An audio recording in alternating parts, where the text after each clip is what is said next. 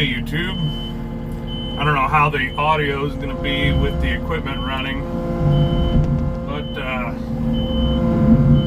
this is that like broken Dodge Dakota that we've kind of been stripping parts out of, and thankfully we've got some equipment. You know, without the equipment, I don't know how in the world I would actually do some of this. Oh, the passenger door popped open. This old truck was not very well cared for, obviously.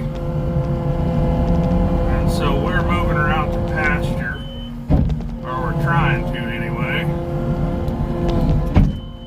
So we gotta keep her, hopefully, on the forks here and not back into nothing. But this is how we do her. And without the equipment, this, I don't know, would be impossible.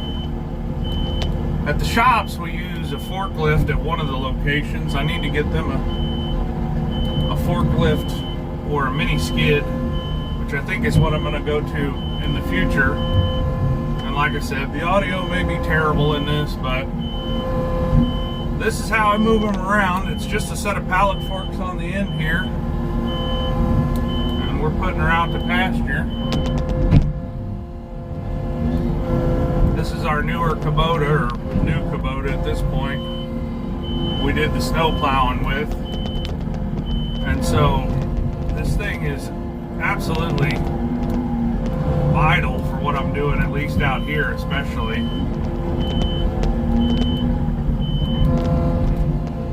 There may be a couple more parts on this truck that we end up taking off.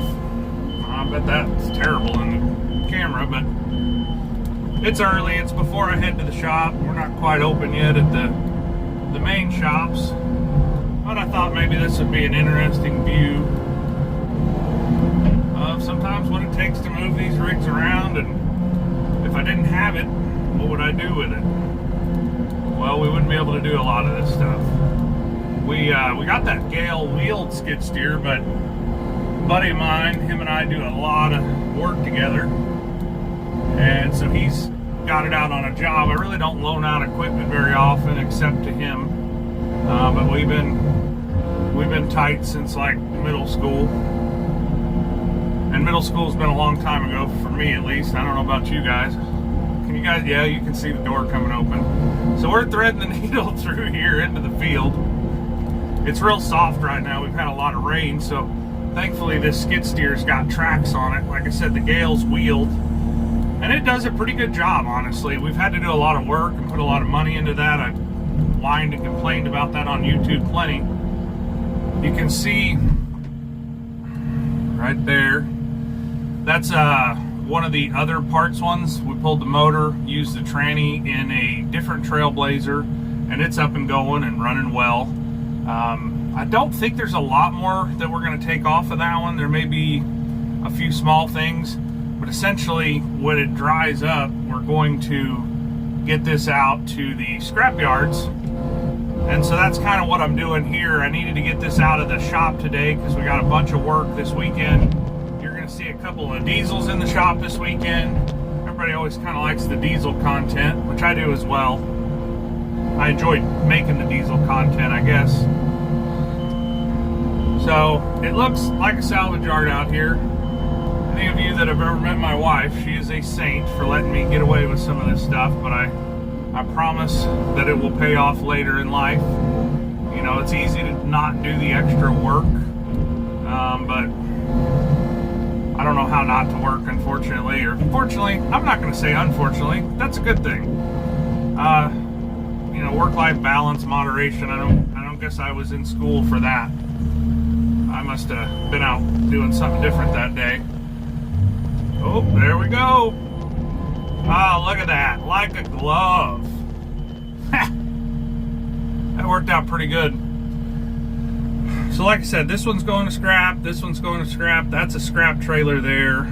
I have an engine sitting in the shipping container for that one. That's a 08 to 12 Jeep Compass, I think. This one here is just an old beater. My uncle drove it for a long time, and it had transmission problems from way back, but my boys and, you know, some of the I don't want to say farm hands, but some of the young guys have been able to drive that, and I don't really have to worry that they're going to break it or scratch it. They've done a lot of fencing work for me.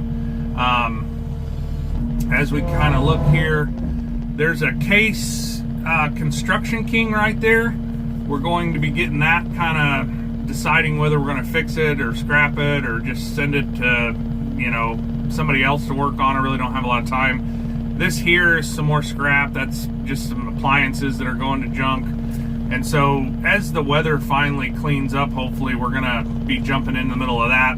That's the Durant deck crane, and then that's just an old skid steer that somebody ether started too much. And I don't know whether, if we add on to the shop, I might try and get it in there and see about fixing it. I'm not sure. But that's pretty much where we're at here.